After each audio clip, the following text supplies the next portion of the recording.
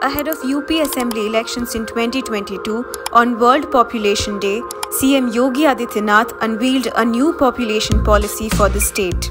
विश्व जनसंख्या दिवस के अवसर पर आज उत्तर प्रदेश की जनसंख्या नीति 2021 से 30 यह जारी हो रही है। इसको जारी करते हुए मुझे प्रसन्नता की अनुभूति हो रही है कि काफी तथ्यों के साथ समाज के विभिन्न तबकों को ध्यान में रख करके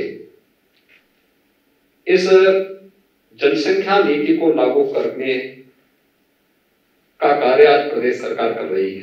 And here's what Yogi's new population policy aims to achieve. It aims to bring down the total fertility rate to 2.1 by 2026 and to 1.9 by 2030. But according to the National Family Health Survey 4 done in 2015-16, the TFR for urban areas in UP is already at 2.1, while for rural areas it is at 3. But what is TFR? The total fertility rate is the number of children a woman produces in her reproductive lifespan. Uttar Pradesh's average TFR currently stands at 2.7. And it has been already witnessing a steady decline for the past several years.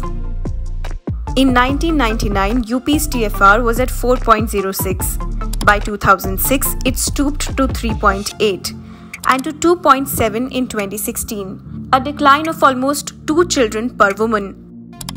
While India's average declined only 0.7 children per woman in that same period of 17 years.